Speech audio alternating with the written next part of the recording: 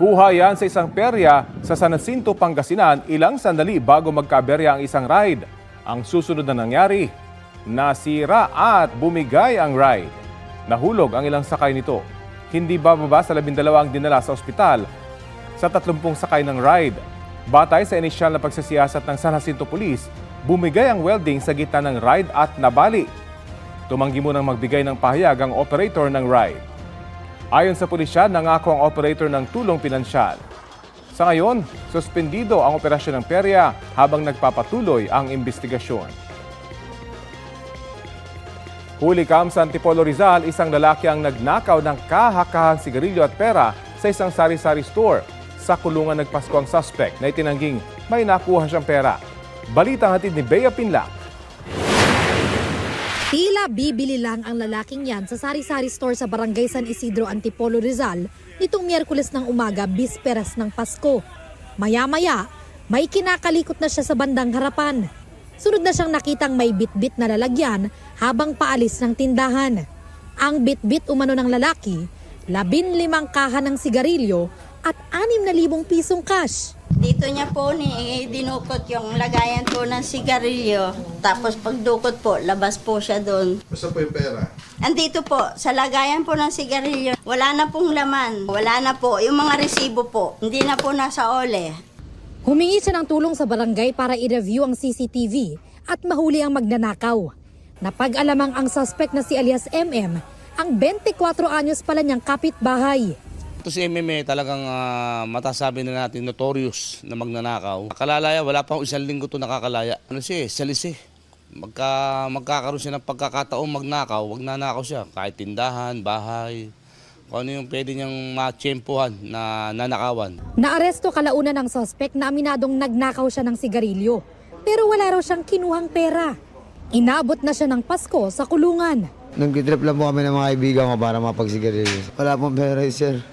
6 na stick na lang yun. Ma'am, nagmamakaawa nga ako. Paskong-Pasko, ma'am, nagmamakaawa ako, ma'am.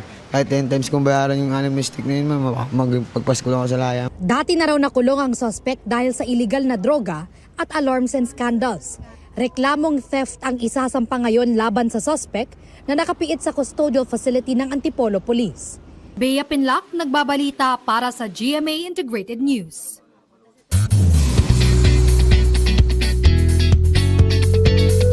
Happy Friday mga mare at pare! Last Friday na for this year.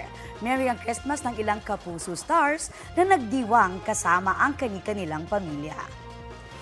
Si Asia's Limitless star Julian San Jose nakasama ang kanyang pamilya. Kasama niya rin sa salo-salo ang pamilya ng boyfriend niyang si River Cruz. Naka-all blue naman ang family ni Sparkle star Allen Ansay na sama-sama rin nag-celebrate ng Christmas at home. Si Michael Sager may photo under the Christmas tree kasama ang kanyang fur baby na si Crypto. Shineri ni Rian Ramos ang kanilang Christmas bonding with bestie Michelle Marquez D. Merry rin ang Christmas ni Shuve Etrata together with her family. Hearsay o chismis ang turing ng Malacanang sa mga inilabas ni Batangas 1st District Representative Leandro Liviste na mga dokumentong galing anya sa pumanaw na si dating DPWH Undersecretary Maria Catalina Cabral. Balitang hatid ni Tina Panganiban Perez. Inilabas na ni Batangas 1st District Representative Leandro Liviste ang mga file na ibinigay raw sa kanya ni yumaong DPWH Undersecretary Maria Catalina Cabral. Sa isang Facebook post, sinabi ni Liviste na nakuha raw niya ang files matapos makipagpulong kay Cabral noong June 11, ilang araw bago siya formal na manungkulan bilang kongresista noong June 30. At noong August 11, matapos sumulat kay nooy DPWH Secretary Manuel Bonoan. Kasama sa files na in-upload ni Liviste ang mga binigay raw sa kanya ni Cabral para ipaliwanag ang high-level budget allocation formula ni Cabral. Nakasaad niya rito ang formula na susundin para sa alokasyon sa bawat rehiyon at bawat distrito para masigurong mailalaan ang pera sa mga proyektong makakapag-ambag ng malaki sa kaunlaran at mapapakinabangan ng marami. Pero sabi ni Liviste, hindi ito nasusunod. Ang lumalabas po, wala talagang formula. Dahil tingnan natin, may mga malalaking distrito na malaking land area, malaking population, pero mas maliit ang budget kaysa sa ibang mga maliliit na distrito na mas maliit ang population at land area. May mga distrito na mahirap na kailangan ng pondo pero maliit ang budget. Pero ang isang napansin ko at paumanhin po na medyo direct ang sasabihin ko, yung mga distrito na may maraming kontraktor, yun po ay mas mataas ang kanilang mga allocable budgets. Sa isang kasunod na post, inilabas naman ni Leviste ang binigay raw sa kanya ni Cabral ng 2025 DPWH budget per district summary. May nakalagay ritong NEP restored na mahigit 401 billion pesos. Ang NEP restored po ang taon-taong alokasyon. Kaya po, narinig ko nga din mula sa DPWH mismo, ang terminology NEP restored sa aming mga meetings kasi yun yung restored budget taon-taon. At dinagdagan po ng 30M kada distrito sa 2025. Ito, para sa allocable na yun, ang district congressman ang pwedeng mag-allocate ng budget. At yan po ay nasa halaga ng 401 billion pesos sa 2025. Sa dalawang listahan, magkakapareho ang lumabas na top 5 legislative districts pagdating sa allocables para sa 2025. Pero idiniin din ni Leviste na posibleng hindi ang mga kongresista ang proponent para sa buong halaga para sa kanilang distrito. Meron din anya kasing outside allocable na alokasyon daw ng iba't ibang proponents. Kaya anya umabot sa mahigit 1 trillion pesos ang kabuuang pondo ng DPWH sa 2025 budget. Ang outside allocable na ang pinalalabas ay ang DPWH ang nagde-decide ng alokasyon ay actually binubuo ng mga proyekto na ang proponent ay mga tao sa labas ng DPWH. Kabilang po doon mga cabinet secretary, undersecretary, at mga pribadong individual. Nang hinga ng reaksyon ng Malacanang, sinabi ni Palace Officer Undersecretary Claire Castro na magre-react lang ang palasyo sa mga dokumentong na-authenticate o napatunayan ng totoo ng DPWH. Sa isa pang hiwalay na post, inilabas naman ni Leviste ang listahan ng 2025 DPWH budget kung saan nakalista ang mga allocable, outside allocable, DPWH initiated at Congress initiated.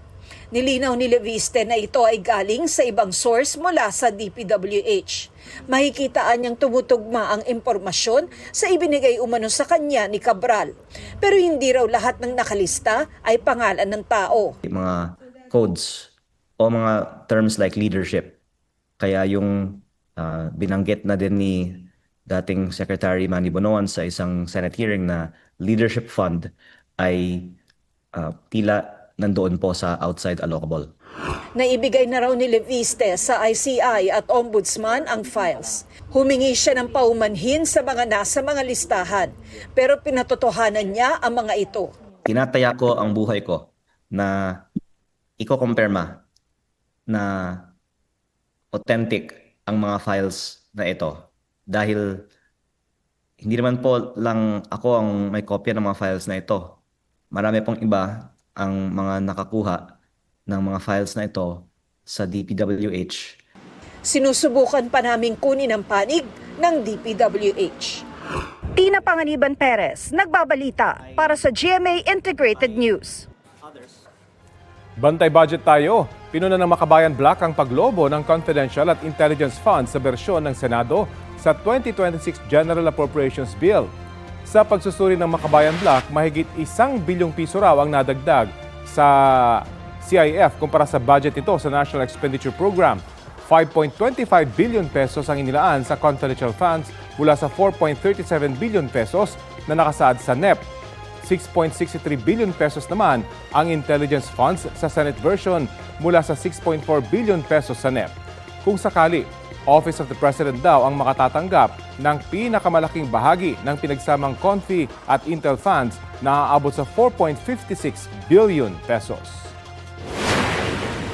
Hinihingan pa ng pahayag ang malaki. Kung paanong yung confidential and intelligence funds ay napakadaling abusuhin, hindi dapat pinalaki. Sa halip ay dapat ka tinanggal na ang confidential and intelligence fund. Dapat lahat ng pondo ng gobyerno dumadaan sa transparent audit process. Hinihingan pa ng pahayag ang Malacanang at ilang ahensya na napansin din ng makabayan ng paglaki ng CONFE at Intel funds. Sinisikap din kunan ng pahayag sa Senate Finance Committee Chairman Senator Sherwin Gatchalian.